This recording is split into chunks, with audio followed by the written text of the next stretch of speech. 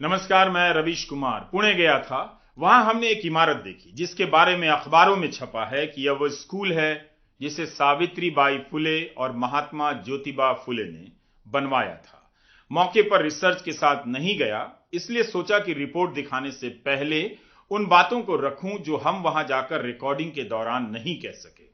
हमने अरुणा दिवेगांवकर की किताब ज्योतिर्मय सावित्री एक समताधिष्ठित सहजीवन का एक हिस्सा पढ़ा। वैसे अनेक किताबें हैं उन पर।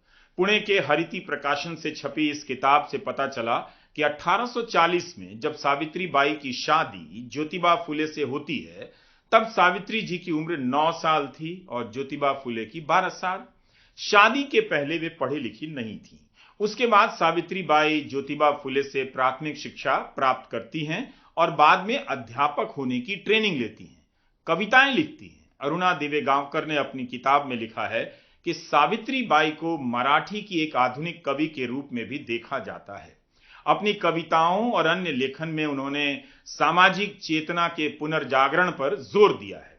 वे उस समय लड़कियों की शिक्षा के लिए समाज से लड़ गईं, जब स्त्रियों का शिक्षा पाना धर्म के विरुद्ध माना जाता था। घर घर जाकर लड़कियों की शिक्षा का प्रचार किया, उन्हें मुफ्त कपड़े दिए, किताबें दी। इसके लिए विरोध और अपमान भी सहा। इसमें ज्योतिबा फुले का सहयोग उनके साथ रहा। दिव्या कुंडुकुरी ने लाइव मिंट के अपने लेख में लिखा है कि सावित्री बाई स्कूल जाते वक्त अपने साथ एक और साड़ी लेकर जाती थीं, क्योंकि लोग पत्थर और गोबर फेंका करते थे। स्कूल पहुंचकर वे साड़ी बदलती थीं और पढ़ाना शुरू कर देती थीं। हम अपने सीमित रिसर्च से जान सके कि सावित्री बाई और सगुना बाई ने मिलकर पुणे के महारवाड़ा में लड़कियों को पढ़ाना शुरू किया। इसके कुछ समय बाद उसी शहर के भिड़ेवाड़ा के इस स्कूल के लिए तात्या साहब भिड़े नामक व्यक्ति ने अपने वाड़े में फुले साहब को जगह दी। 1948 से 1852 के बीच पुणे में 18 स्कूल खोले। 18। इनके संचालन के लिए एक समिति बनाई गई। कितने लोकतांत्रिक थे। सावित्री बाई, सगुना बाई, फातिमा शेख ये अध्यापिकाएं बनी। फातिमा और सावित्री बाई ने एक साथ टीचर ट्रेनिंग ली। फातिमा भारत की पहली मुसलमान अध्यापिका बनती हैं। है ना कमाल का इतिहास। क्या हम सभी को आज और अभी इस स्कूल को फिर से खड़ा नहीं कर देना चाहिए? इस स्कूल को याद रखना एक सामाजिक राजनीतिक कार्य है, क्योंकि यह केवल स्कूल नहीं था। इस स्कूल की दीवारों ने समाज के भीतर की दीवारें गिरा दी, सभी लड़कियों के लिए पढ़ाई का नया रास्ता खोल दिया। अब आप इस रिपोर्ट को देखें, उसमें कुछ कमी हो सकती है, मगर हमसे रहा नहीं गया। हमें लगा कि बिल्कुल बताना चाहिए कि स्कूल की इमारत जर्जर हो चुकी है, नामो निशान मिट रहा है। आज तमाम लड़कियां आर्किटेक्ट हैं, वास्तुकार हैं। वे सभी सावित्री बाई फुले की कर्जदार हैं। वही जुट जाएं तो इस स्कूल की इमारत फिर से खड़ी की जा सकती है। आप ये रिपोर्ट देखिए।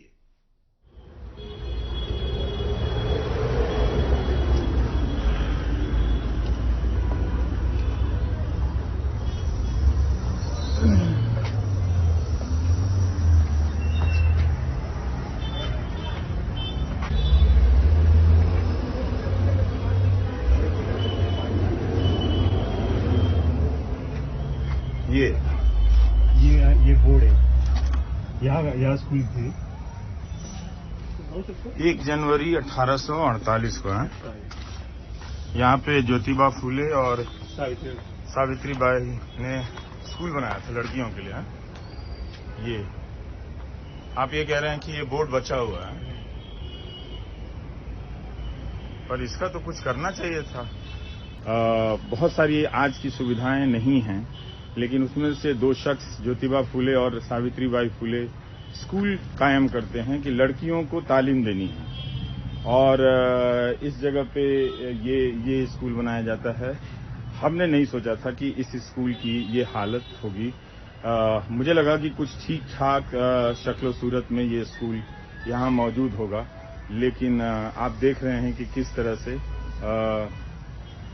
ये बताने लायक नहीं है। मतलब ये शर्म आ रही है कि ये इमारत इस हाल में है। ये किसी के लिए भी शर्म की बात है। मुझे लगता है कि लोगों ने कम देखा है। लोगों को ये देखना चाहिए कि इस हालत में क्यों है। और ऐसा क्या है कि हमारे पास इतने अच्छे अच्छे वास्तुकार हैं, शिल्पकार हैं और पैसे की कोई कमी नहीं है इस देश में, तो यहाँ पर इसी रूप में बिना ट्रैफिक को परेशान किए हुए भी इस स्कूल को बहुत आराम से संरक्षित किया जा सकता है और दुनिया में लोगों ने किया भी है ऐसी इमारतों को। लेकिन ये वाकई देख के मुझे बहुत दुख हुआ कि मैं इस रूप में देखूंगा जिस स्कूल के बारे में इतिहास में इतना कुछ पढ़ाया जाता है, इतने दावे किए जाते हैं। और आप देखिए तो ये सीढ़ी देखकर आने का जो रास्ता है, बहुत ज्यादा दुख हुआ है कि इस तरह से आएंगे और इस तरह से ये चीजें बनी होंगी और ये आने जाने का रास्ता है, मतलब ये पूरा बंद है।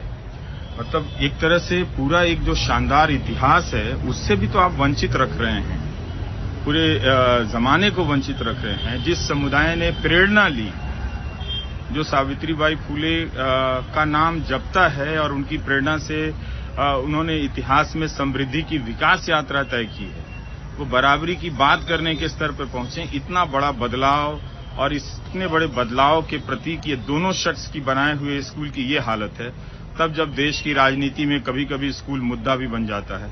काश ऐसा नहीं होता, ऐसा हमें देखने को ना मिलता तो अच्छा होता।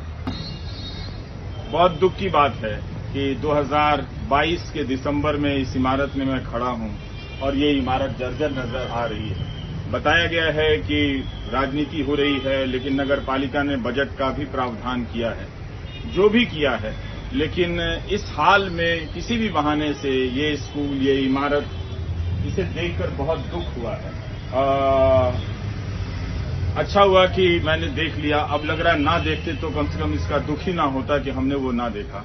मगर अगर यहाँ नहीं आते और इसे देखता नहीं मैं, तो मैं बताने की स्थिति में नहीं होता कि हम कितनी महत्वपूर्ण ऐतिहासिक इमारत को गंवा रहे हैं। इस इमारत को बनाने के लिए तो सारे देश को जुट जाना चाहिए था और इसे वापस उस पुराने रूप में इसे खड़ा कर देना चाहिए था।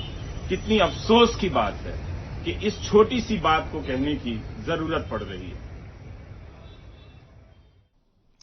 तो आपने स्कूल की इमारत देखी, उम्मीद है आपको दुख हुआ होगा, शर्म तो आनी ही चाहिए। साधारण लोग नहीं थे। सावित्रीबाई फुले और ज्योतिबा फुले ने अपने स्कूल में आने वाले बच्चों के माता पिता के लिए रात्रि पाठशाला भी शुरू की। फुले और सावित्रीबाई ने अन्य सहयोगियों के साथ मिलकर 1873 में सत्य शोधक समाज की स्थापना की। सामाजिक कुरीतियों के खिलाफ अभियान छेड़ दिया, जिसमें फातिमा शेख और सगुना बाई भी सहयोगी बनी। 1896 में बॉम्बे में प्लेग फैला था। सावित्रीबाई ने प्लेग का इलाज करने के लिए एक क्लिनिक खोल दिया। यहीं पर बीमारों की सेवा करते करते वे बीमार पड़ी और 10 मार्च 1857 के दिन गुजर गईं। सावित्रीबाई, सगुनाबाई और फातिमा शेख की बदौलत ही आज की लड़कियों को पढ़ने का अधिकार मिला है। नींव इन्होंने ही डाली है। इसलिए हम ये नहीं कह सकते कि इन्होंने समाज के सिर्फ एक वर्ग के लिए काम किया। सभी लड़कियों की पढ़ाई के लिए अपना जीवन समर्पित कर दिया।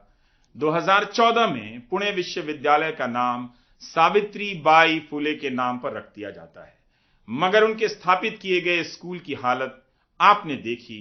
आप ये सवाल सरकार से पूछिए कि ऐसी हालत कब तक रहेगी। नमस्कार, मैं रवीश कुमार।